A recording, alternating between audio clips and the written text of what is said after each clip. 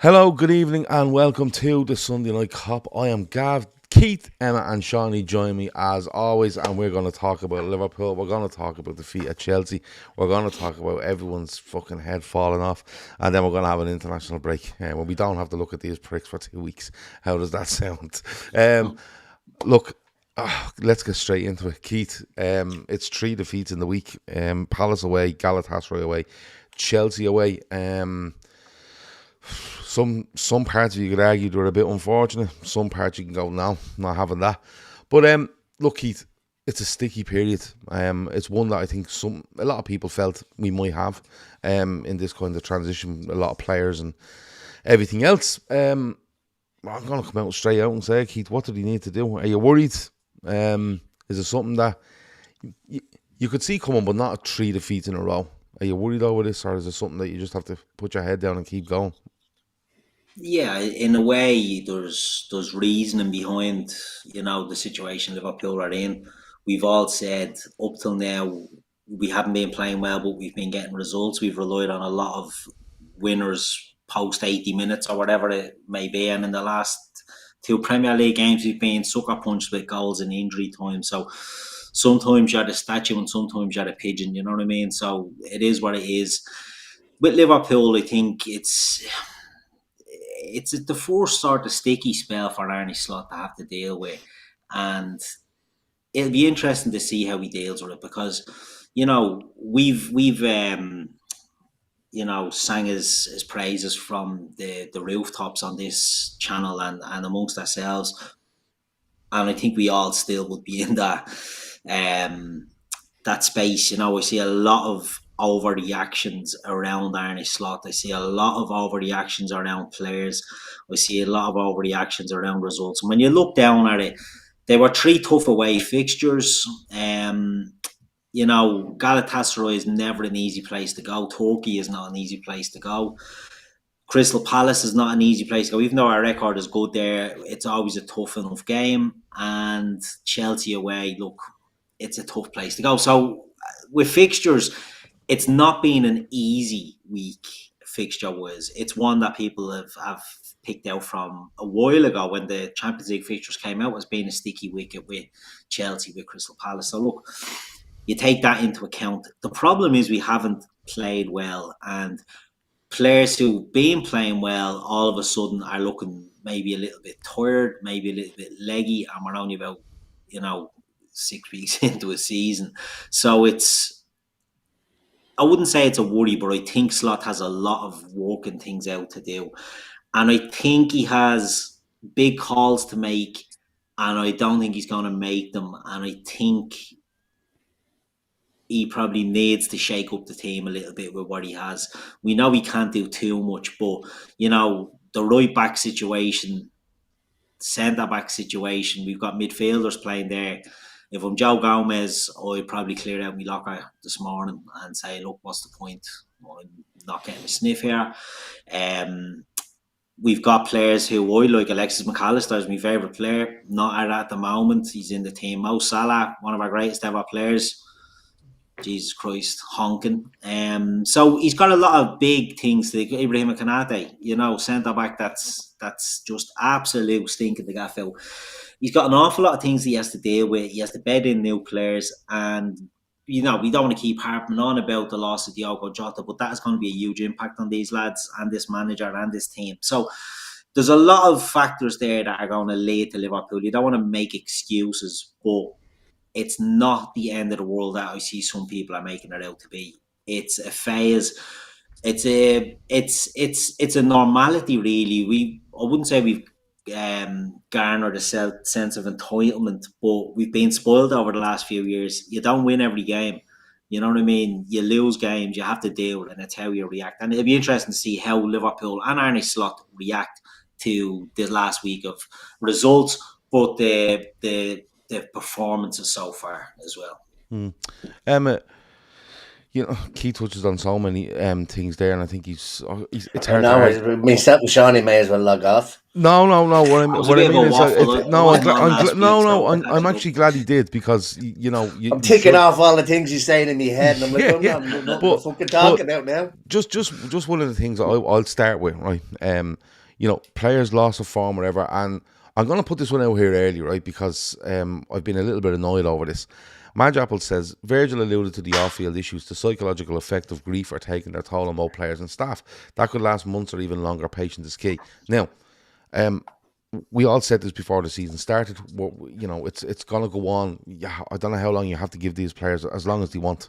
I said when the season started, if these players have to finish 10th in a grieving process, so be it, right? Now, people will tell you you're making excuses. Not really. That's just the way I felt at the start of the season, and I still feel it now. But when you say it when these results are happening, yeah, people will say to you, well, you're only saying that now. Well, no, we're not.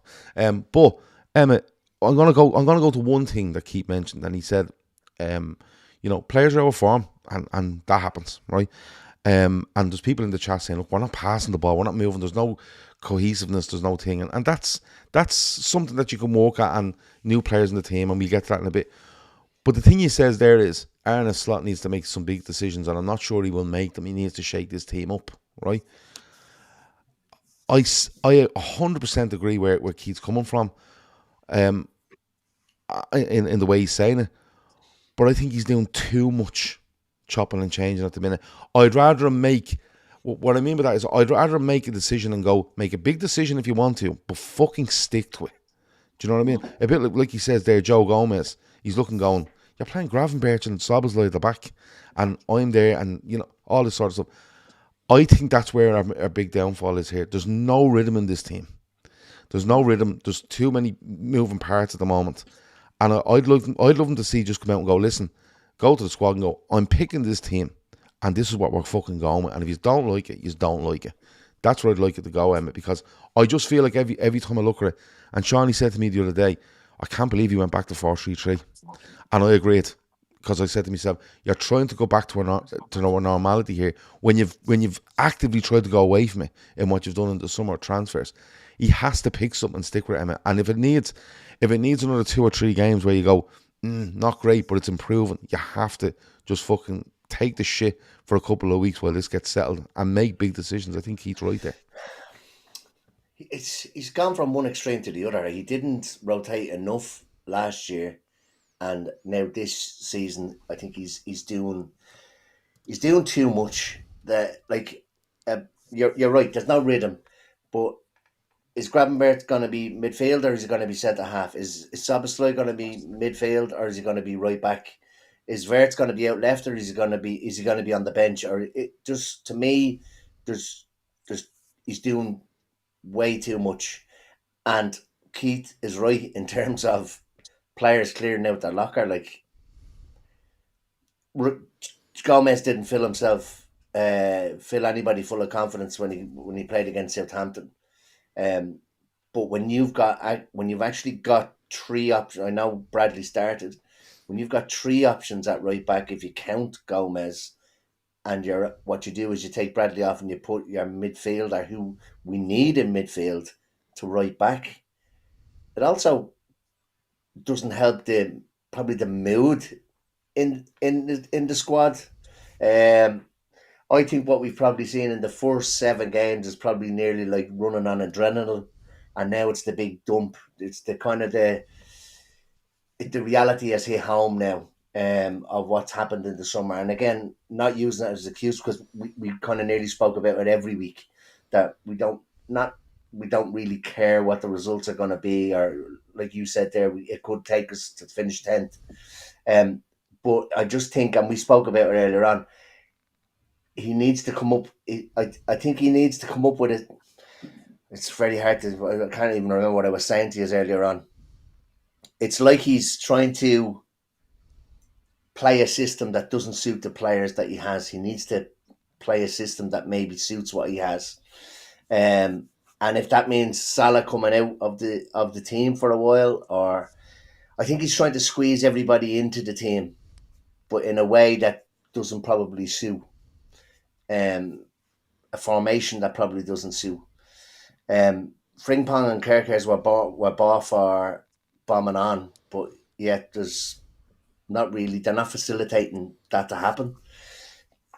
Frimpong starts the Southampton. It was a Southampton game on the right wing. Like it's just we don't know what's going to happen. Like there's an abundance of excellent players there, but they're not being given time to gel. So we all say that it takes time to gel, but it just doesn't seem like there was a telepathy about us where a player would just know that someone was going to be there.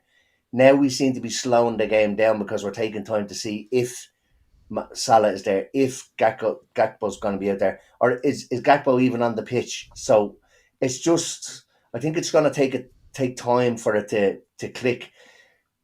There's been little bits of sparks where you saw it, like Verts 20 seconds on the pitch last night. He comes up with what would have been an absolutely ridiculous assist, which he meant, and Salah probably should have scored. That looked like it was. I thought, oh, here we go. Like, do you know what I mean? But it always seems to be that final ball, and I just think we're moving it a little bit too slow. So I think he needs to come up with something. I know all the players are going to be away over international break, but he needs to come up with a system that suits. He doesn't necessarily need to completely throw the system out the window, but he needs to, like you said, start with an 11, and that's what's going to happen. And if Gravenberch has to come off, well, it's going to be like for like. Or if Kanate wants to come off, we're going to put Gomez on. Or if Bradley's coming on, it's Frimpong or for Bradley. It just get people into familiarity with each other. Like we're saying that it's so many new players coming into the team when the three players that are most possibly playing the worst are Kanate, McAllister, and Salah. It's nothing to do with the new players. Do you know what I mean? So I just think he needs to come up with something and settle on it rather than chopping and changing all the time. It annoys me. It probably annoys the other players in the squad as well. Yeah. Somebody asked there, and sorry, my apologies, your name's gone off screen. He said, what are the big calls to make? Say what the big calls are. I think you probably want me to turn around and say drop A, B, and C. Drop Salah is the big call to make. It probably is the big call to make. Take him off, like. But you see, I think the biggest call to make is you turn around and you say to yourself, you've bought two strikers, so you're going to play one of them, right? You've bought two fullbacks, play them, right? And you bought Fleury and Vert, you play them. They're the big calls. Play them, right? And then you go and make sure that that's the way you're going to play. And I'm with you on the like for like thing. If you're going like for like and you want to bring off Fleury and Vert, put someone in that plays in that position. That has to play in that position, not bring him out and change it around. And I think that, and listen, we can have an argument over Salah. I've seen Salah go 8 games without scoring with Liverpool, and everyone's saying he was. I think he needs to come more narrow. I think I said that. Well, maybe, but that's a system thing. I think the big call is if you're going to buy these players and you want them to play, lads, they're not fucking robots, though. Like, no, you know what I mean. You can't say it's a system. Like, the thing with Salah is, and don't get me wrong, Salah was getting chewed out on this podcast a few years ago when he didn't score for a few games, and I was like, relax. You could still he was still imposing, but his general play has been shy. It doesn't matter what system you play him in. He's just been poor. It's not a system thing. Salah is not being isolated by his system. He's being isolated by his poor performance and his poor touch. And I don't even think I think it's a lot simpler than that. To be honest with you, I think any foundation of a title winning team is your back four, and you have to have your back four nailed down. You can swap and change around in midfield and forward, and it's fine. But you have to have a settled back four, and that's the problem. Is I don't think Slot knows what his best back four is at the moment. I know, like we were talking about earlier. I actually think the best back four at the moment has Szoboszlai in at right back. That's just how I feel about it, because I think he's just given us something there that neither Bradley or Frimpong have. Like, I don't feel like I've seen enough of either Bradley and Frimpong, and when I've seen them, I haven't been impressed. But the one thing you need to have if you're going competing for titles or going for his competition is a settled back four. Your goalkeeper has to know who the two centre halves playing are and the left back and the right back. And I think that's the problem now. We've ended up with, like, we talked about the depth that we had at full back positions all summer, but it's actually kind of hampered us now because we're in a case now where we have two lads on the left side of the centre, one who's coming in, who's been all right. made a few mistakes and has got punished every time for them in Kirkes, and he's not really in form. And then you have Robertson, who you're expecting to kind of come out of coal and kind of take up this new role in the squad that he's probably not able for, and he gets done for the second goal the other day. And he's not in form either. And then you have Bradley, who's like in and out with injuries, and Frimpong's in and out with injuries as well. And when they've played, they haven't covered themselves with glory. And I think sometimes like we can overthink and formations this, formations that, systems this, systems that. Thing that annoyed me about yesterday was, and I put my hands up again, like he's not abstained from any sort of fucking. I think Slot's made a few very poor decisions in the last week, especially. I think Palace starting Verts on the left is stupid. Your shoehorning doesn't work. It's not going to work. He never even, he hadn't featured there in another game before that, even pre-season. So it's not like he was He even wasn't tried bothered there. to play there. Yeah, exactly. So don't do it. Don't do it. Just play him. Stick to your 4-2-3-1. Now, in fairness, the second half of Palace is better. I think that the Galatasaray, we don't really go for it. I felt like they're shy. I know Keith said earlier, Turkey's a poor place to go, but they are shy. They're fucking crap. You play football on the pitch, they were crap. They were very open, and we created very little against them. And I thought yesterday he made a few mistakes as well. Again, the first thing I saw, I didn't get to see the match live. I was out at my own match. I looked and I said, "Is that the 4-3-3?" It says, "Ah, nah, bollocks." Like going back to what won you the league last year is not going to win us the league this year, especially with all the changes that you've made. Like, you know what I mean? Selling someone like Diaz, he was a brilliant outlet for us last year and allowed us going in that 4-3-3 with a fully fit McAllister and Gravenberch pulling the strings. And McAllister hasn't been near it. Like we spoke about already. McAllister had an issue at the back end of last year. He didn't play a lot of the games, and he didn't really get a full preseason. So I don't really know what's going on about. But he looks miles off it. He looks Fabinho. It's like watching Fabinho that year when he came back, and you're just like, what the fuck's that happening to him? And I think we all thought Fabinho was a lot older when that happened to him as well, when he actually wasn't. You know what I mean? So I don't know what it is with them. I think he has to stay with the 4-2-3-1. He has to, because he's bought these players to play that system. And if you're not going to do that, show us something completely different. And drop Salah and drop back Gakpo and go on a box in midfield and play two up top and let Verts That's run the around one, off them. isn't it? And That's the one. I think he has to do something like that. He has to shake up. Now, I want to caveat that I was saying it. I think like this week hasn't actually been too different to the football that we've actually seen in the first 5, 6, 7 games of the season. Except for just like Keith said, one day at the statue, the next day at a pigeon. We've been on the wrong end of this, like wrong end of the 90-minute goals, dropping 4 points in 2 weeks for basically last kicks of the game. It's shy, and it's a horrible habit to have. And I think you just a little bit of fucking 2 weeks now to kind of calm it down and assess the situation. But Slot has work on here, and it's his first sort of sticky period since he's come in, and we have to back him through it. And I don't normally say this, and I think this is one situation and one season where I think that these players and this manager deserve unconditional support no matter what happens. And I don't, and I'm saying that from. I'm not saying you can't sit on wherever forum, Reddit, Thread, X, Twitter, whatever you call it, and speak about what you think's going wrong or be critical. But like fucking throwing in the towel in October, which I've seen, is absolutely pathetic. And I've seen some of the stuff people come out. I've seen some of the slander against Salah, against Gagpo now. Gagpo's been shite as well. I think he was fucking terrible yesterday. But I think, if anything, this season, these lads deserve unconditional support. And I mean that in the terms that no matter what fucking, and I'm not saying you have to be a Liverpool top red super fan, but they deserve that this year because of mitigating circumstances. And you might turn around and say, oh, this, that, and the other. Listen, the grief for Jota fans would have left us as fans far, far quicker than it has the players. We were all delighted 3 weeks later when, listen, Isak was rocking up and Ekatike was rocking up, and you thought it was the best thing in the world, and that was all being lashed on. But then you realise that these lads are rocking up the training every day in the exit, and The locker where Jota used to sit is still there. Yeah.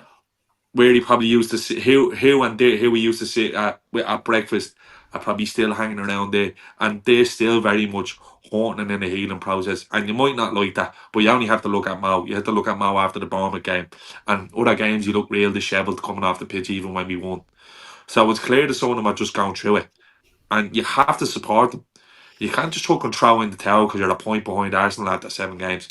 You should have known that this the way this season was going to be. When you looked at the summer window and you're seeing 6, 7 players coming in, and we always said it, Gav, we spoke about it to each other saying, like, how much is too much? And then the line of too much was passed when you're making wholesale changes, and you thought to yourself, okay, well, it could be the November, after the November international break here, that you're starting to see the best of this team and this team gel. And that's where I think Slot's got it wrong, because going back to the 4-3-3 was never the answer against Chelsea away. Stick to your fucking guns. Show the lads that you brought in, you trust them and you're going to back them.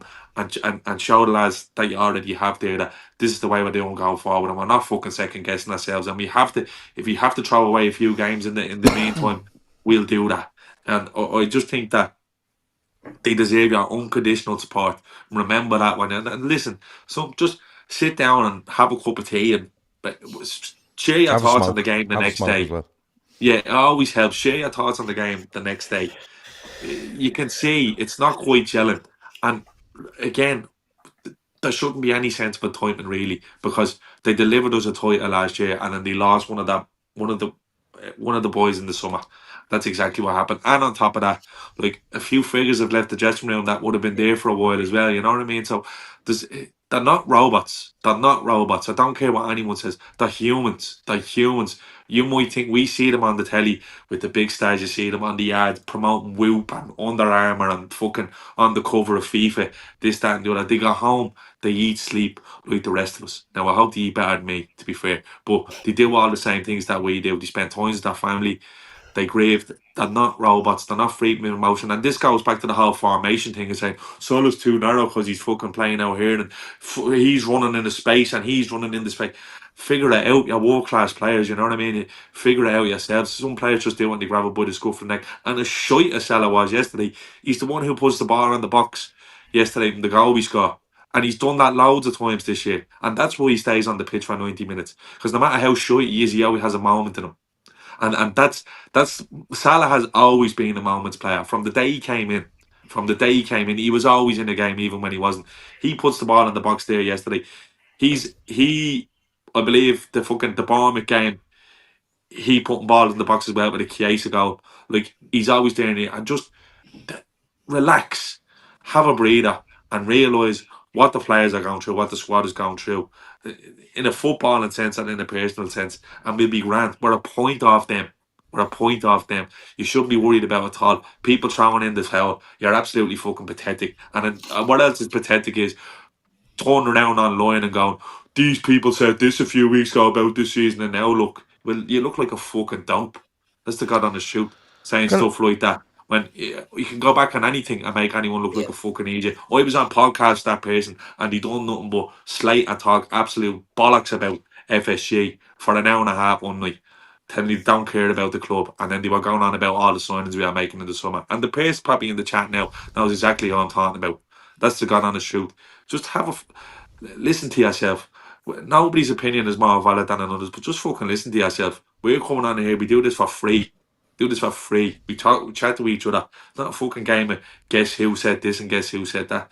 We all get stuff wrong. We're optimistic about Liverpool. We don't sit there in fucking the dregs of misery. You know, misery loves company, and that's what it is. People just love the fucking misery. And I'm looking at some of these people timelines going, Jesus Christ, you must be some crack at parties. Because that's, like, honestly, that's the way I look at it. So just fucking chill out.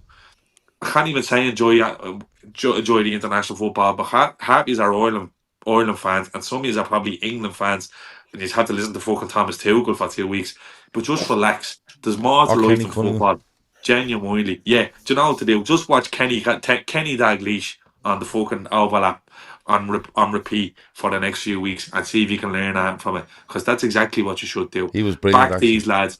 Back these lads who have got us over the line in nearly every single competition. Back the lads who are going through it, and just have a bit of fucking cop on.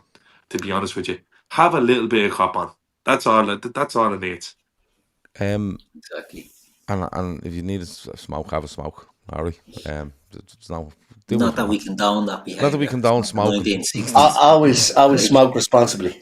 Always smoke responsibly. Yeah, smoke responsibly. Right. And if you're wondering what responsible is, go back and watch the World Snooker Championships in the mid-80s with the big huge Benson Hedges ashtrays and the lads just piles of cigarettes everywhere. That's not responsibly. And then Google where are they now for those lads. Yeah. And then do Do the you know when you're opposite. talking about them ashtrays? Yeah. See them ashtrays, right? And I swear on my life, I'll try to get a picture to send it to you. There's a restaurant in town serving dinner on them. What? Yeah. On the big Benson Hedges ashtrays? Not remember the big Big yellow fucking yolks. huge thing. They literally look like they were. Where's Superman from? What's that thing that he goes back to? Someone in the chat now. Krypton, like the These things literally look like they were carved out of mountains in Krypton. That big just slabs of glass with like four brilliant. little notches. They're serving 'Cause fucking steak some of on the them in players the wear place called smoking. Bovinity in town. Smallville, says Paul Giovanni. Smallville is where Clark Kent lived. But yeah, the 4 notches was because snooker players were smoking 4 cigarettes at the one time. You had to fucking you had to have a spot for each of them. I thought it was for sharpening your cue. Just line your cue on it. Just your smoking 1 notch and your There cue you in go. the other. Moses Dupree, the Fortress of Solitude. If you Google the Fortress of Solitude, that's where them ashtrays were made.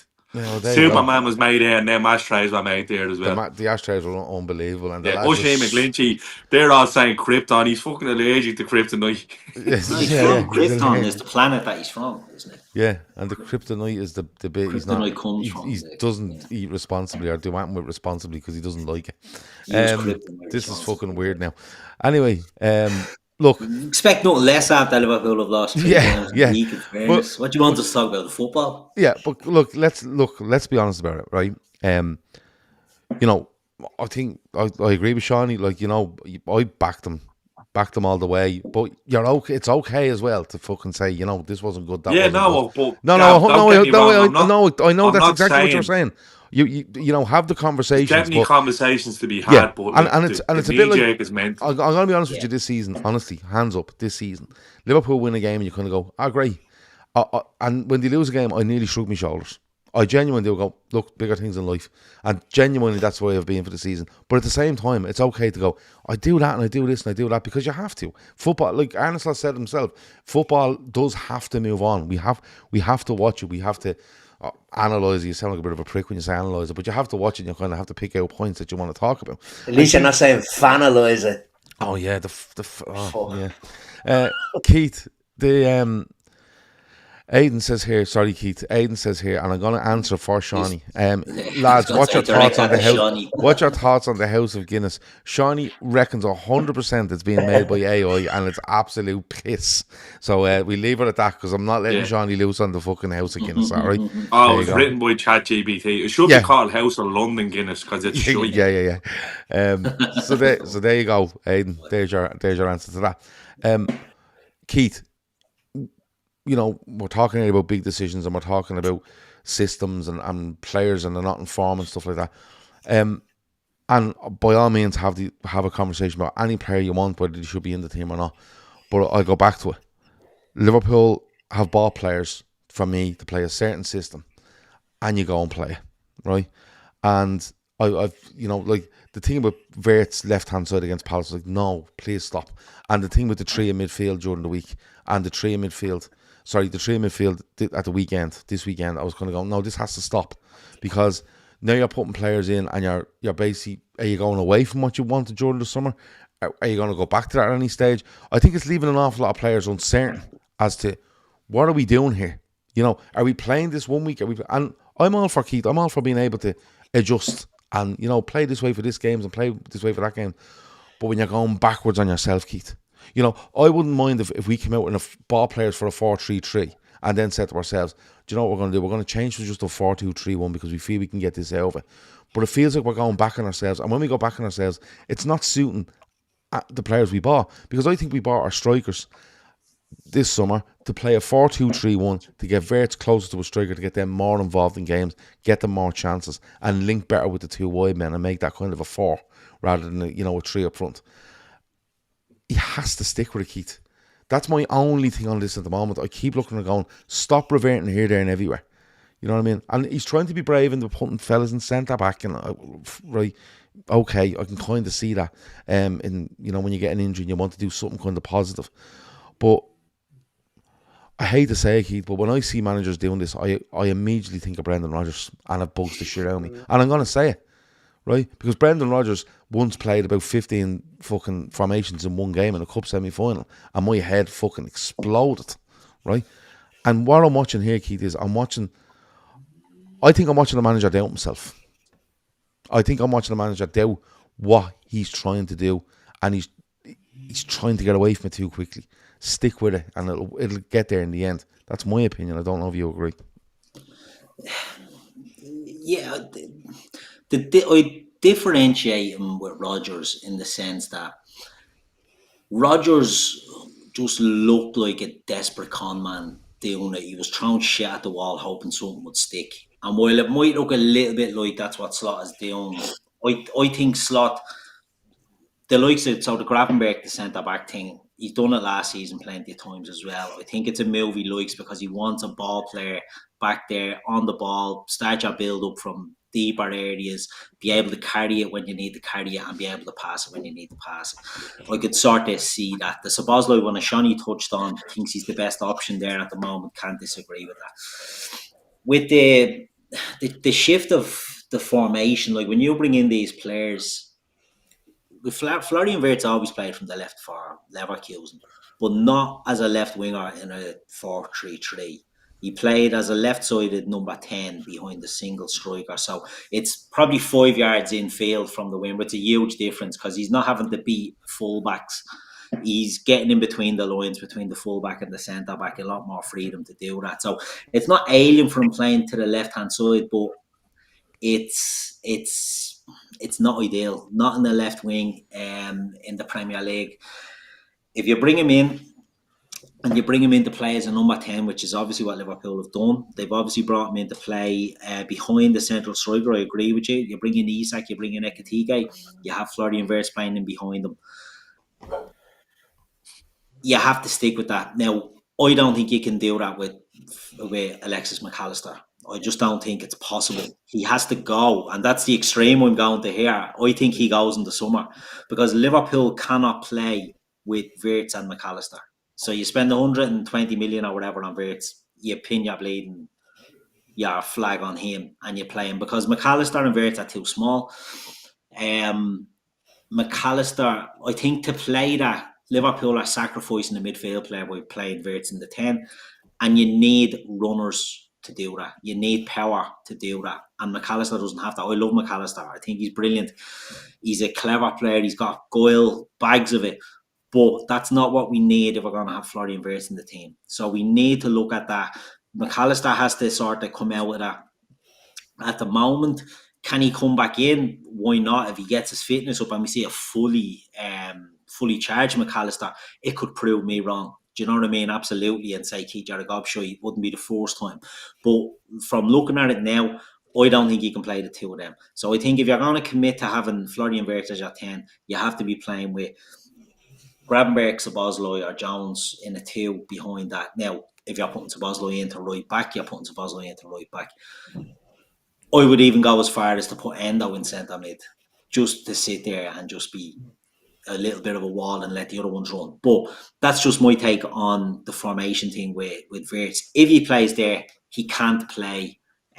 Used to saying surely 4-2-3-1 we can play Mac and Wirtz. We can try it. It doesn't look right to me. So I just don't think you can do that. I think it has to be 2 big lads or 2 big physical enough lads. Physical, yeah, exactly. But hold on, I get the physical side of it, but my thing on this is when I watch us playing in this 3, right?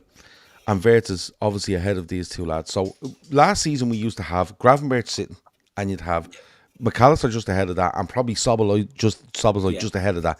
And what would happen is McAllister would fall in with Gravenberch, and Szoboszlai would go running around like a bleeding madman, right? And he'd cover a lot of what Salah was supposed to be doing. My thing on this is that we've ended up with we've ended up with an actual number 10. And we've ended up with Gravenberch emptying out midfield at times and McAllister being left with loads to do, or McAllister empties out. My thing on this is that if you're going in with this system, I get the whole you need to be physical, you need to be big, you need to be strong. But sometimes you just need to be positionally sound. Where you go, lads, that fella is the 10. So us two need to be behind him. In the very simplest terms you can put it. We need to be behind him. We're the insurance policy because Well, look at the goal yesterday. Look at Caicedo's goal yesterday. Yeah, but the 10, I get that, and that's down to probably the physical shape he's in at the minute, right? But what I'm saying is that the goal, like you take the Galatasaray penalty the other night, right? Take the penalty to get. We're on the attack. It drops at the edge of the box. It comes out. Gravenberch half goes to press and should go all the way and doesn't. He looks at Kerkez, who says to himself, well, why didn't you fucking go? Kerkez is caught. Wirtz is pointing where Galatasaray are about to hit it. And when your man plays it into midfield, McAllister standing 25 yards deep of Gravenberch on the same side of the pitch as him and can't get near your man. To me, it's a case of, if we're going to play like this, lads, and your fullbacks want to go, these two midfield have to be the fellas that sit there and go, lads, we can play football all day. We're two brilliant footballers. But we literally sit here. And if the fullbacks want to go and Wirtz wants to go and the strikers there and the wingers are there, we're not empty. We're empty in midfield. That's what we're doing. We're constantly empty in midfield. You can be like that in midfield if there's pressure on the ball in the front from the forward players, and there's just not. There's not from the Salah. I remember the Arsenal now. The Arsenal game is probably not the best example because they're one of the top sides, and maybe our approach is a little bit different. But like I was like, I don't know whether this is by design, but we're not putting pressure on the ball when they have it at the back at all. And we've done it, and we're playing an awful lot of long ball. Look void of ideas. The amount of times when you see whoever it is, whether it's Gravenberch or McAllister, and Canate's just way too long on the ball because he doesn't have options. He's nobody to play the ball into, and that's kind of like, I think that's the dilemma we're kind of having at the moment, and that's where a Trent would get you out because he was the outlet there that like you can give him the ball there and he'll just turn you. He'll turn your whole defence from that side of the pitch, and they have to worry about that. Whereas they don't have to worry about that now, because all Bradley wants to do is either pop a 1-2 off the whole midfield and go down the line, or go inside. We're too predictable. It's way too predictable. And on top of that, we're not putting enough pressure on the bottom of the front players. I seen the fucking distance covered done a thing on the pie chart in terms of where we are as a pressing side and what mid-table. Last year or this year, as opposed to last year, we were one of one or two throughout the whole season. And I think if that's the way you want to play, that's fine. If you're going to be the type of team that doesn't put pressure on the ball, that's fine. But that means when you get the ball, you have to fucking look after it. And we haven't done that at all. We haven't controlled the game. We haven't controlled the game. We haven't. I'd be remiss to say if we've had a decent half of football where we were good from minute 0 to 45 and we were getting results. And that's why kind of, and look, I think in retrospect, and like they said, hindsight is foresight for gobshites, like I thought the improvement would be a marked improvement, but I think we've actually gotten a little bit worse compared to how we started the season. And that's where kind of my optimism was coming from, going like, we haven't clicked yet, but we're winning games and we're finding way, but we haven't clicked yet, and we look a bit off, and on top of that, you have some of your big hitters through the spine of your team not performing. So I think he has to stick to his guns, do the 4-2-3-1, figure it out. I think there's a few personnel issues in the team, like Keith said. I'm with Keith on that. It's where you could see someone like Believer or Wharton who are two different players in profile, but would give you probably what you need in either Believer and Gravenberch as a whole, and two are letting Gravenberch go a little bit more, would give you more control over the game, or Believer in the middle with Gravenberch would mean you're ultimately more physical. And I think, to be honest, and I'm going to be honest, I'm going to hold your hands up, I think we got ran all over yesterday by the best midfielder in the league by a country mile, by the way. I think he's unbelievable. He's far and away above the best midfielder in the league. And I think he has been for the last year. I know Royce and Gravenberch get loads of praise, but he's been fucking unbelievable. he's been unbelievable for them since the back end. And again, that's another sign that when you bring in fellas for big money, that you need patience, because he did struggle for a while. So again, we can kind of learn from that one a little bit. But I think Slot needs to kind of just dial in to say, well, what weapons do I have and how can I use them? How can we hold teams and make teams scared? That's his Because problem. I That's his don't problem. think He teams has weapons. fullbacks aren't frightened of the prospect that Gakpo and what Gakpo will do to you, because he's very predictable, and Mo Salah at the moment is just miles off it. He is So yeah, he is I miles off a but I I I I I, I trust him. I trust him to get it right, and do the right things. And I think when we look back, this will be like, "Oh, that was a bad week," but do you know what? It was probably needed. We probably needed a bloody nose now and to go away and kind of stew in it for a couple of weeks. And Yeah. I wish I'd love if all of our lads were just now, they're not going on international break and you just hold some of them around. But obviously we don't have that luxury, because some lads are playing very important players of important games for their country. So yeah, I think the time, it needs time and it needs patience. I think Unfortunately for us. yeah, Yeah. I You think just you have to said sum something. that up. You said something there, and you said we have weapons and we have this. Emma, I actually, as Shawnee said that, I think that's the problem. There's the problem from a huge one for me. We have the weapons, and we seem way too eager to try get get to these weapons. I think we have the personnel there, and I might be away with the fairies here, but I actually think we have the people in the team. Like, if you gave me a team of Frimpong, Kerkez, Van Dijk, Kanate, McAllister, Gravenberch, Wirtz, Salah, Gakpo, Ekatike, Isak, wherever you want, right? I think we have the personnel there, Emma, to go and control a football game and pass the ball and keep the ball and, move teams around and then bang, bang, bang, bang. But we seem too overeager, and it's even crept into the midfield now. We're too overeager to get forward, right? And then we're all crowding around each other in this small space on the pitch, and then it just comes back at us, and we're open. I genuinely think we need to go back to exactly what Slot had said when he came in at the start of his tenure, when he said, you protect the ball, you look after the football. That's what we're here to do. We're looking after the football. Number one, rule one, we look after the football. And I think if we go and do this, Emma, and do look after the football, and don't be so mad about getting up the pitch and scoring goals, I think it'll suit this team a lot better. Because, look, you see games all the time, Emma, where you go, they're way better than them. And what happens? They sit back. And what do? You have to look after the ball, and you have to keep coming out and recycling. I think this team is suited to that. Or you go the other way and sit completely back and go, we've loads of pace. But we don't have loads of pace. We don't. Salah doesn't have that pace he used to have. Gakpo is fast, but he's not that. Your fastest players are your two strikers, but they can't do it on their own, Emma. I actually think we need to go back to play a 4-2-3-1 and keep the fucking ball. That's really the biggest criticism so far this season is that we haven't been looking after the ball. I think our passing all season has been stinking. It's either just behind it, and Bar Wirtz, when he passes the ball, seems to put it right where you want it. But I just don't think I know what you're saying. We're too eager to get forward, but to me, there's not enough intensity in our play either. I think it's too slow.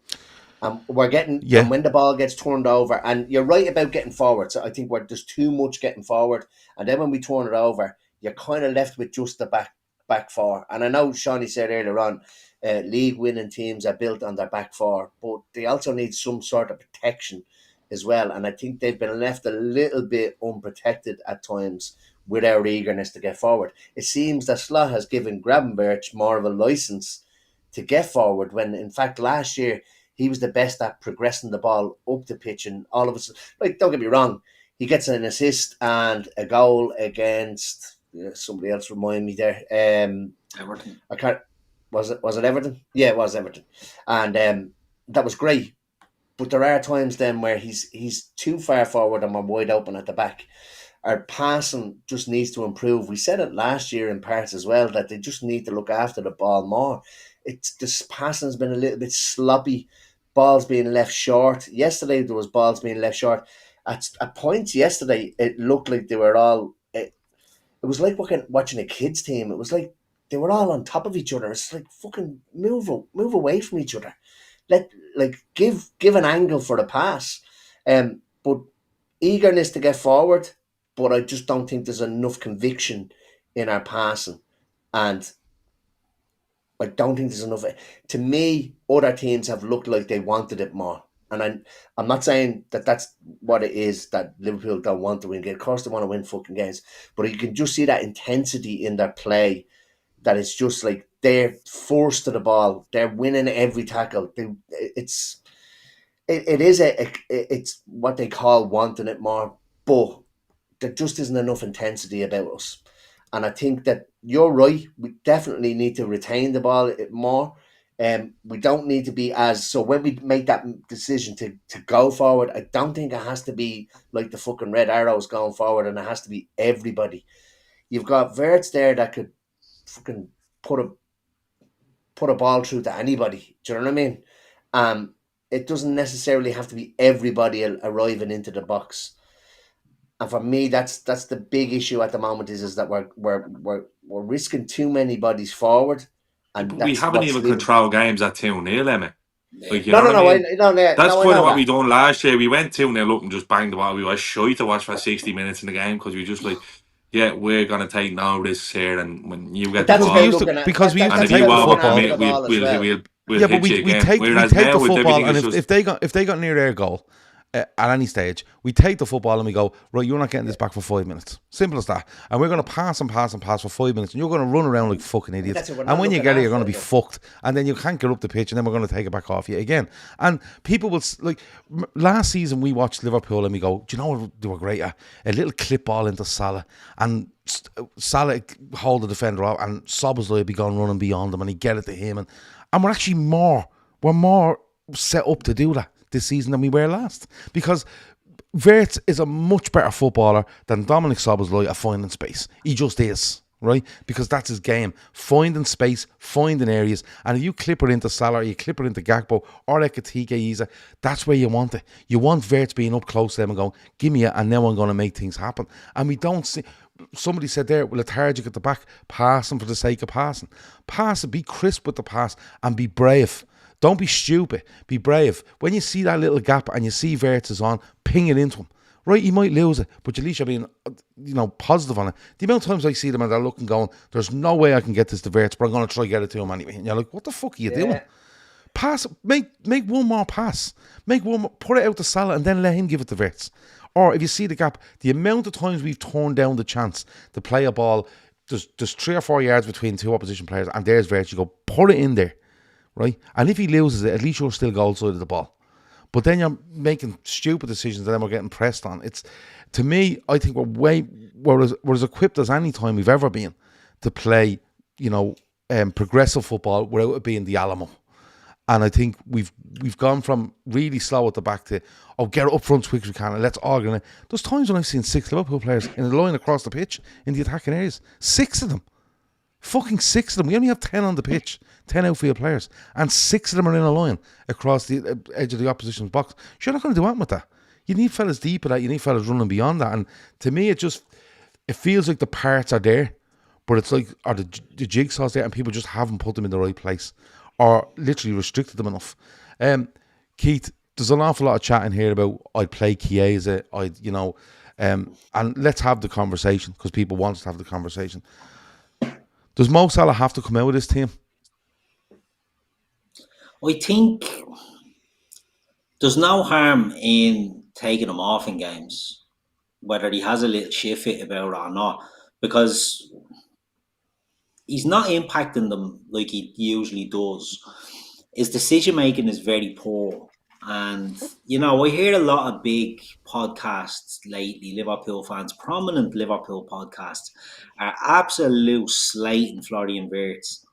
And in the next breath, they're making excuses for Mohamed Salah. Now, Mohamed Salah, as Shawnee touched on earlier, these lads, we just have to support them this season, because what they're going through, we can't imagine what they're going through. We can sort of assume that we know what they're going through, but the reality is we don't. So, whether Mo Salah is just feeling the effect. He looks like he's aged, is something I would say. He looks tired and he looks old. And that's not me just overreacting. That's not hyperbole. That's like I was watching him and thinking, like, in the face and all, he looks like he's aged.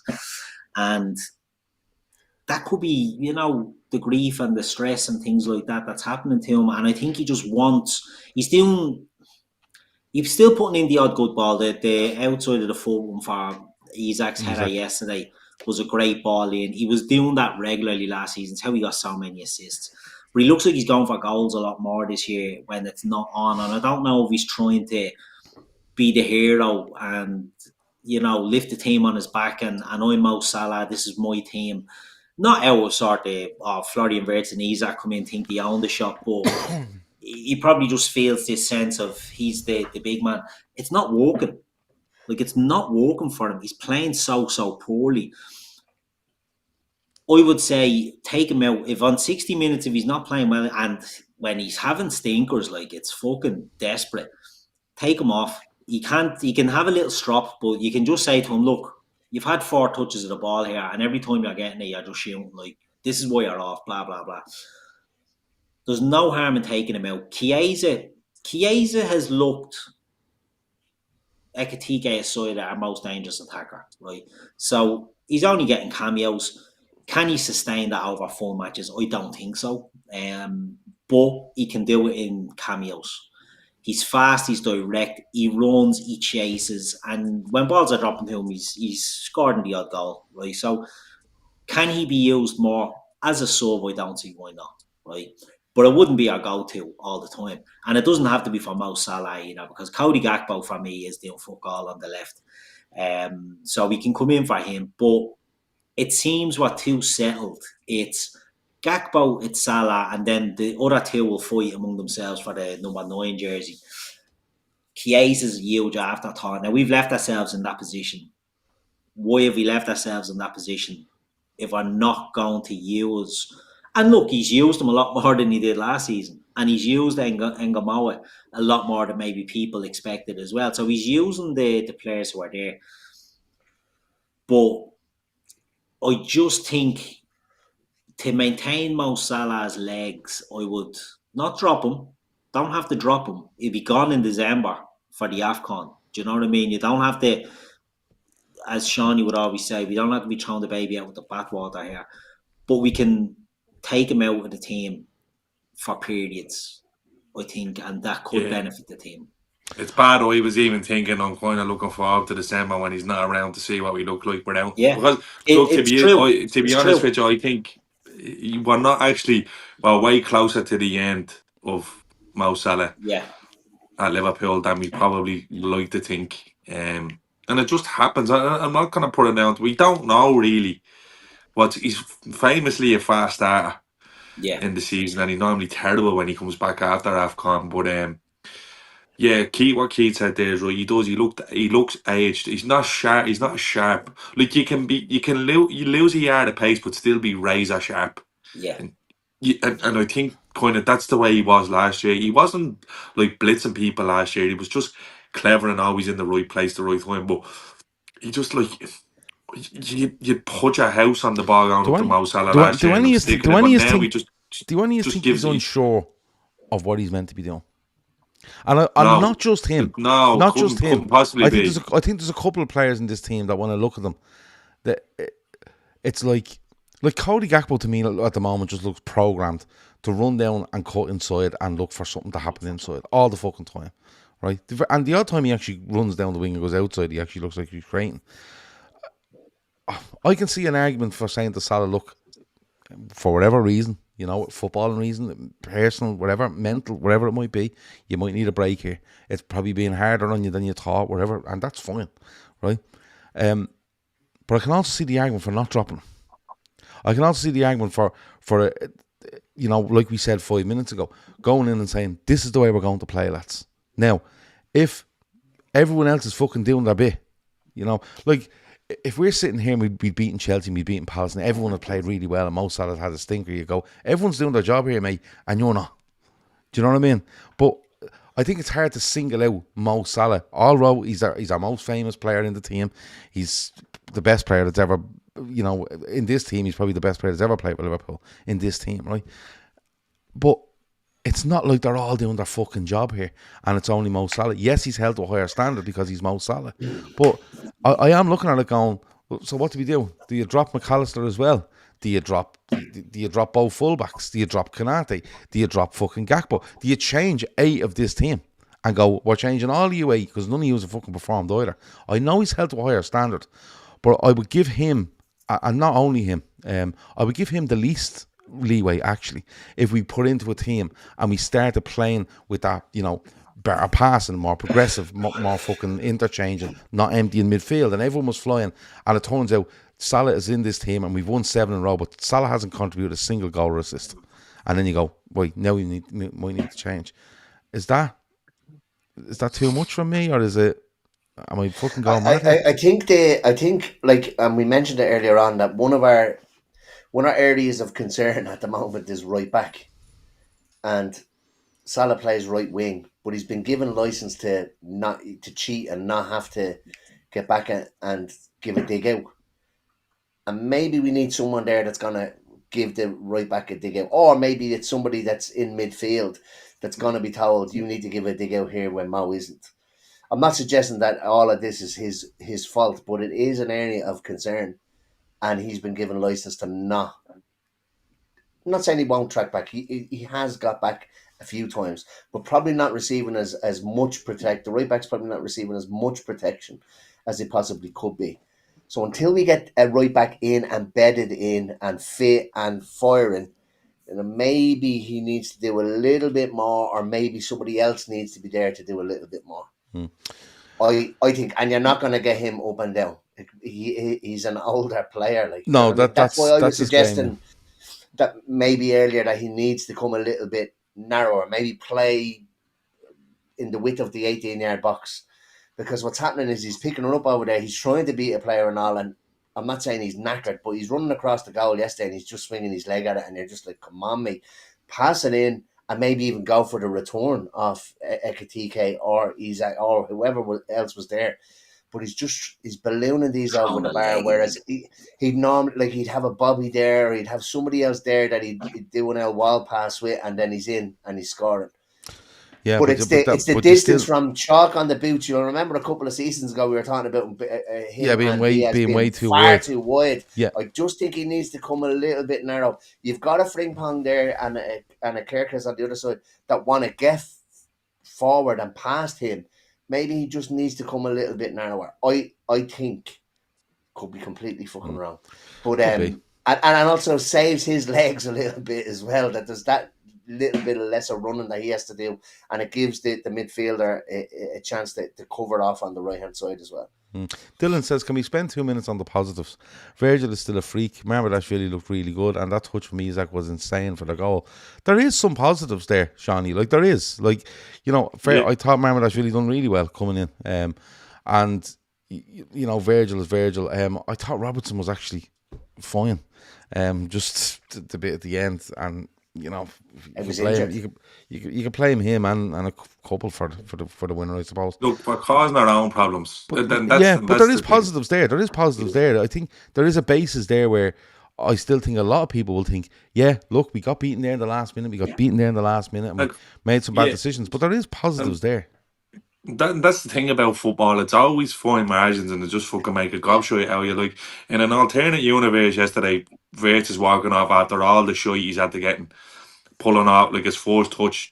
He rolls that into something, like, he means that. Like, it's just 100%. Pure ingenuity. Yeah. And Salah roofs that, and then, you know what I mean? You're kind of going, we're on the pig's back here, and none of these conversations are happening.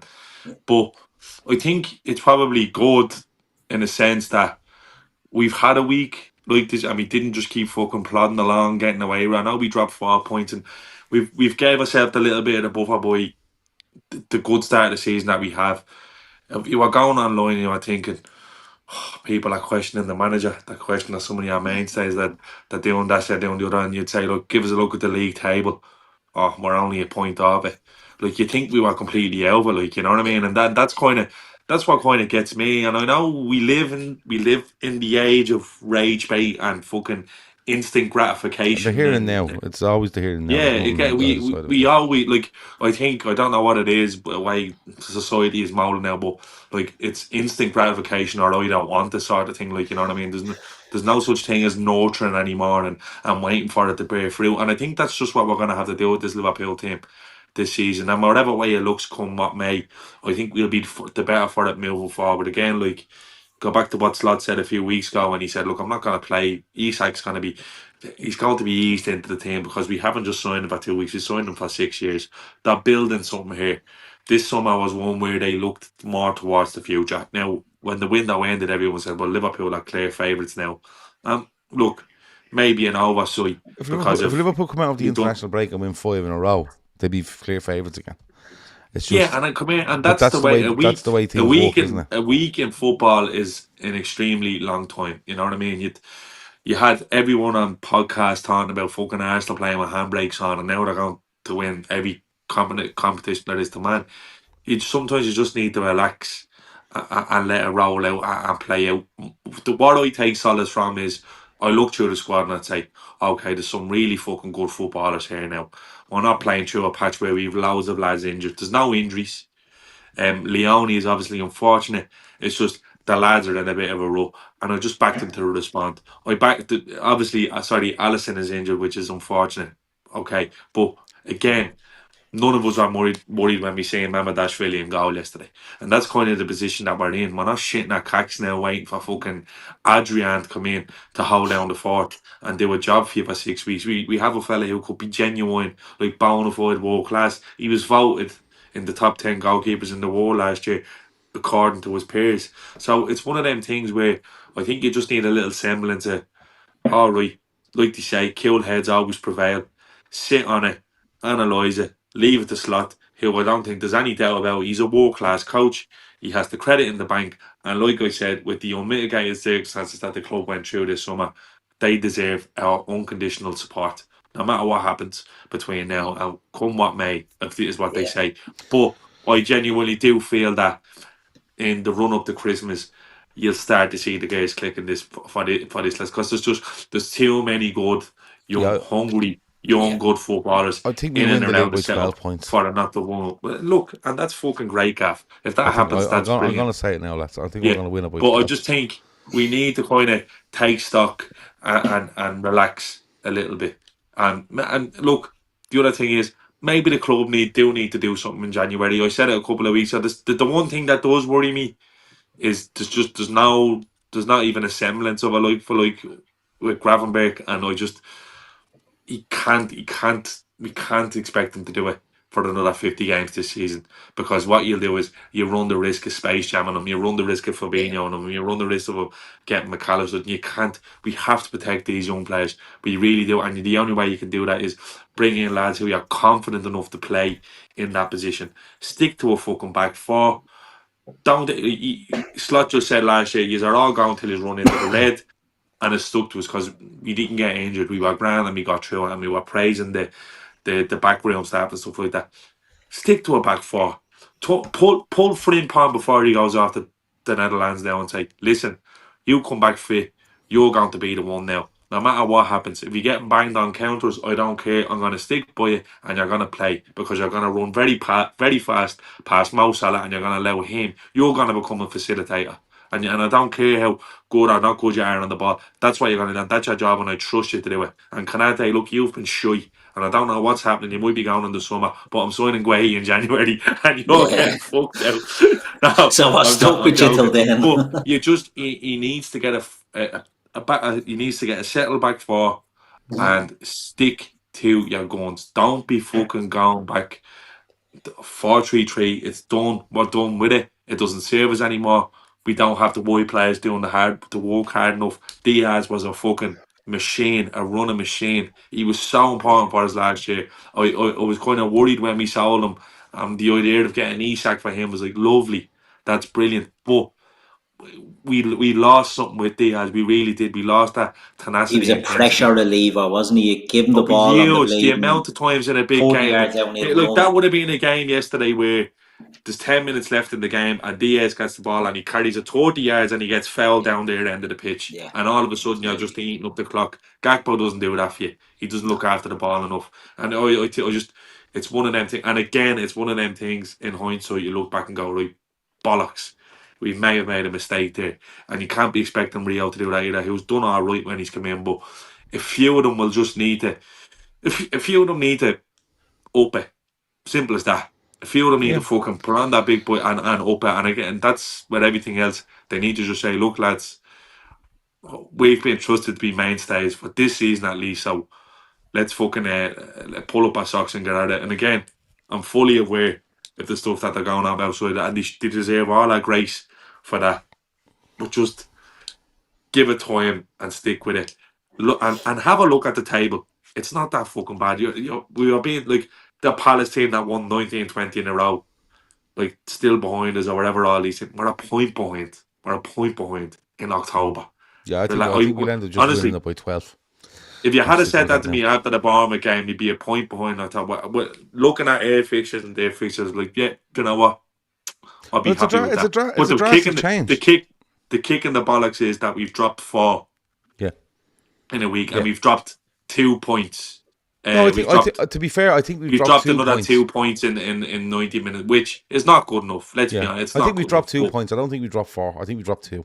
I think we only deserved a point yesterday, and I think we only deserved a point. Barely deserved a point of Palace. I think we dropped 2, and if you have them, you're top of the league. I think the last international break we go in 4 wins from 4. Is it? Or 3 wins from 3. Yeah. And everyone's kind of going, yeah, it's good, and you know, not great, but you know, we'll progress. And this one might be a little bit of a, you know, a kick to the players going, now you've gone to the next international break, lads, and you haven't won enough. So maybe we'll see how it goes. We've an extra point on the equivalent of these games from last year. Do we? See, that's what I'm saying. So out of these same games last year, we only got 14 points. We've got 15 points so far. See, we're better than last season. And even we're not playing, I don't know what we're panicking over. Listen, we better run. We better go. So, Emma, anything else before we go? No, all good. You happy? Okay. People see on the screen there, if you want to join our Patreon, you can. You can scan that little QR code if you want. If you don't want to, that's absolutely fine. There's a lot of people joining. QR codes and all, do we? What? We have QR codes and all. Yeah, there's one on the screen there. I forgot all about it. Didn't even notice it. Didn't even notice it. No, there it is there. Technology, isn't it? It's unbelievable, isn't it? The things you can do in this world today. Future. It is the future. A lot of people have joined, are liking it, and if you want to, the link is in the description. You can scan that thing if you're watching on your telly or whatever. Also, NordVPN is the sponsor of this show, and you know how Nord work at basically this stage. Matt was away and on holiday, and he used Nord, and he was like, "This is the business," and he's literally thrown himself forward to do really positive NordVPN rates that don't exist. He wants to make them up himself. So if you want a VPN to watch all your sport and your streaming wherever you want around the world securely, and all your family can do it, the link is in the description for Nord as well. Can we get Alan Lawson to help him writing those ads now? Well, if Alan Lawson writes, the NordVPN thing, yeah, I think he's applied. I think he's applied to NordVPN, and they've told him to fuck off. To be fair, although you never know. Keith, anything else before we go? No, Alan Lawson can take Jim Gavin's place in the presidential election now that he's withdrawn from the race. Has Jim Gavin withdrawn? Has he? He's at that withdrawn, yeah. And all the posters they printed today. Yeah, he got roasted about not paying back someone $3,500. Yeah. Start waffling about the lady stress his family was on that. So he's pulled out. So I don't. A mate of mine had an apartment in Blackhall Square where he had his apartment at around about the same time. I must ask, was it him that he owes the money to? Jesus Christ. He printed all the fucking posters and then he pulled out. Me bollocks. Waste, isn't it? Anyway, Shawnee, before you say if there's anything else before we go, Alan Lawson did get on to me and he went, lads, he said to me, Gav, can you just mention the fact that Fallon's might be the best pub in the world? And I went, yes, I will. Shawnee, the Guinness in Fallon's is off the fucking scale, isn't it? Yeah. And do you know what? It's a nice segue, actually. Yeah. If you're around Dublin area And don't be listening to the bollocks of all the lads on fucking TikTok and all telling you that the Grave Diggers is the best point in Dublin. It's not. Fallon's is as good as you'll get. Trust me.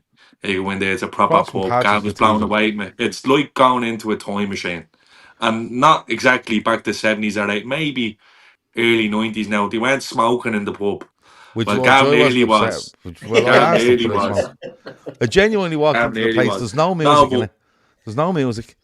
You're not allowed to sing. And I thought, this is the place for me.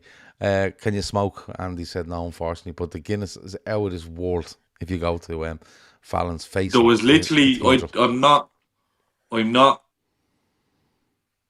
exaggerating. There must have been 100 Guinness sank Easy. today. And it was, you know what, it was great to see as well, to be fair. Because most is probably don't know now. I'm bleeding. This is my last show for a while, so I don't know when I'll be back on, but it will be a while. 2 weeks. Definitely. Because No, it'll Liverpool are be- losing, all of a sudden Shawnee's disappeared. Yeah, I'm actually I'm moving to Spain because Liverpool haven't won a game in a week. Yeah. Talk about knee jerk. Someone had to call you out Yeah. on it. Someone had to call you out because No. every time Oh, you're not they call him out somebody- all the time in the comments. It's unbelievable. somebody always We mentions lost the Well, last 2 Liverpool weeks lost. in a row. And Yeah, I was here I for fuck's know, sake. yeah. Monty Yeah. said, Someone "You always know, but- mentions it. yeah, I'm heading off, so I genuinely, and I mean it when I don't know when I'll be back on. Like, might Whenever be. you want to be. Yeah, I don't know. I won't. So you won't see me around for a while. So be nice to the boys in the chat, and thanks for being nice to me always. Because like fucking hell, doing this since now. Like this will be the longest I'll be away from this now since I think About 10 years. 10 years. Yeah, best part of 10 years. So Somehow. met yous all through it. Yous are all like family now. We have the fucking Jolly Boys out every year. Obviously still very close to a few of the lads from the Trippers. Davo, who made a special guest appearance the other night. It was like when Stone Cold shows up at WrestleMania when he walked Davo into the watched pub, it, like, you know what I mean? Wasn't it? It Like, was like the great. fucking... What was this? So- What generation was that during the WWF? The Attitude Era. The Attitude Era. When Davo watched it, it was like So the yeah, Attitude Era. and fucking there's people in the chat and all who chat to regularly as well on other forms of social media as well. So look, it's been great, but hopefully when I'm coming back, we're still in the hunt for trophies. I'd probably have fucked up. And Mo Salah might have never scored another goal for Liverpool by the time I'm back. So yeah, we're off to, where was it when we was there last time? Where we were, just for tax reasons. It was in Letterkenny, was it? No, Carrigan Shannon, was Carrigan it? Shannon. Yeah, Carrigan Shannon. So yeah. If anyone asks I'm in Carrigan Shannon, that's just, and if anyone works in the revenue, don't rat at me because Yeah, I don't need it. No, Shawnee is... could do without the stress of it. People are asking what the fuck. No, listen, Shawnee's moving to Spain with his when I say his better half, I mean his better half, right? And he's moving there, and we wish him all the luck in the world. He is going to be off the podcast for a little while, but you know, Shawnee, you get the bleeding, you get the itch, and if you're ringing me going, look, do you know what? I'm at the sorting out a router here. Some fellas have to get me an L router, and it's the business that has the internet and everything. Like, he's going to Spain, lads. He's not going to the moon. You know what I mean? He's about an hour and a half away on a plane. Havoc with his reception. But I'm going to Spain and I'm allergic to Spanish. Yeah. Someone asked, has he any Spanish lingo? Yeah, he's all of it. He watches that El Chingarito, whatever the fuck it's called thing, and he knows all the words, and he watches Dora. So fuck you, right? Listen, Shawnee is heading off to Spain. He will be back. Don't be worried. No, he won't be back, but he'll be back on this podcast whenever he feels like it, because it's up to him. And all we can do is wish him all the best. And the only sad thing about it is that he literally lives at the moment within spitting distance of that pub, and then he won't, because he's a fucking idiot, right? So that's how we are.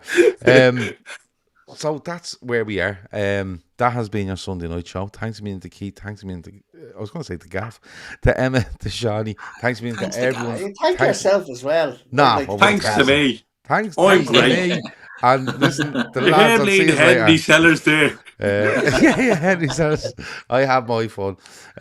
So That's it. We will talk to you as always during the week. But I will promise you, during this week, we're going to go away from the current stuff at Liverpool. We're going to go in more into some of the shows we love doing. There won't be quizzes or drafts. We haven't got fucking time.